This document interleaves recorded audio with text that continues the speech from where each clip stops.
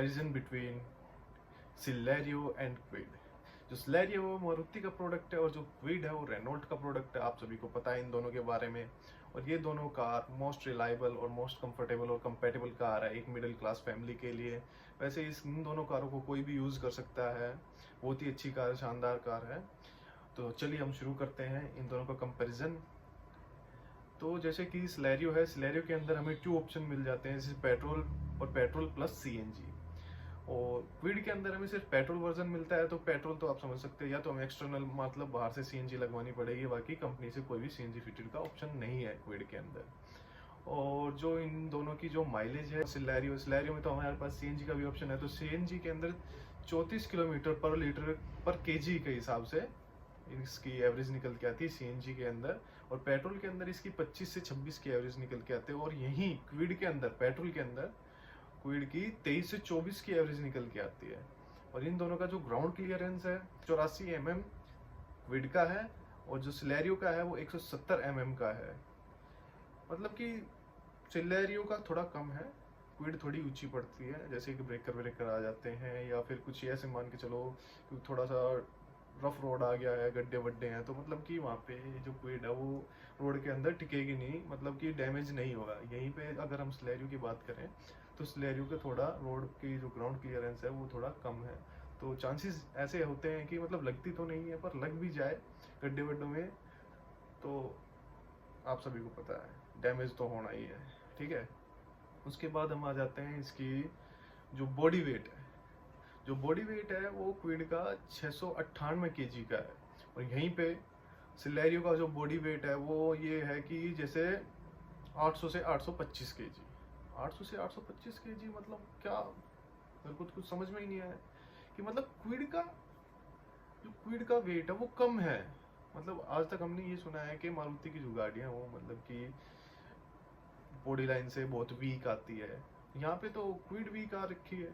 Kwid का जो body weight है वो 600 kg है, 625 kg है। और यहाँ सिलेरियो का 800 से 825 kg है। मतलब कि ये तो झूठ बोलते हैं।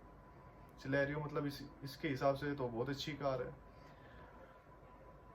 अब हम मान के चलते हैं जैसे कि वैसे तो बॉडी लाइन वीक बोलते ही हैं सब मारुति की, तो हो सकता होगी। और ये क्विड वालों ने इसका वेट इतना कम क्यों है ये भी नहीं पता है। बाकी क्विड भी गाड़ी अच्छी है, मैंने देखी है, मेरे मतलब नॉन में है जो उनके पास है क्विड, अच्छी कार है। और जैसे चलने में भी अच्छी है, मतलब ब्रेकिंग सिस्टम बहुत पावरफुल है। हम 100 किलोमीटर पे जैसे चल रहे हैं, 100 की स्पीड पे है, और हम एकदम ब्रेक लेते हैं तो मतलब वो एकदम ही इंस्टेंट ब्रेक लेती है। और थोड़े से ही मतलब यूँ मान के चलो 20-30 मीटर के अंदर वो कवर कर लेती है। और यहीं पे अगर हम सिलेरियो के 100 किलो मतलब कि हर 100 की स्पीड में चला रहे हैं और वो ही ऐसा हो जाए और हम ब्रेक लगाएं, तो मेरे हिसाब से वो 20-30 मीटर पे नहीं रुकेगी। बाकी हम सोच रहे हैं इन दोनों की ड्रैग रेस कराने का, तो होप आगे चल के हम इन दोनों की ड्रैग भी करा पाएँ। इन दोनों का बस यही है मेरे हिसाब से तो। और बाकी इनका जो एक्स शोरूम प्राइस मैंने आपको बता ही दिया है।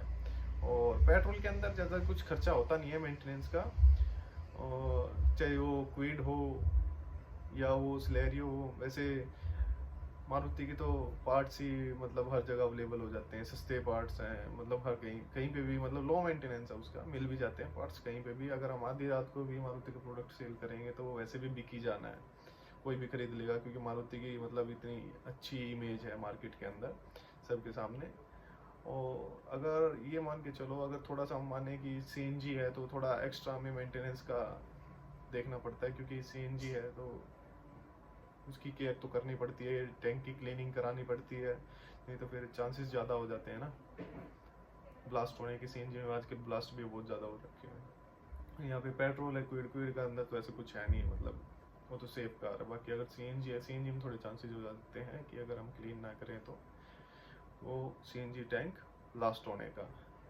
बाकी अगर आपको आज की वीडियो अच्छी लगी हो तो चैनल को सब्सक्राइब करें और वीडियो को लाइक करें और कमेंट करें, और कुछ भी कमी नज़र आती है तो आप मुझे बताएं।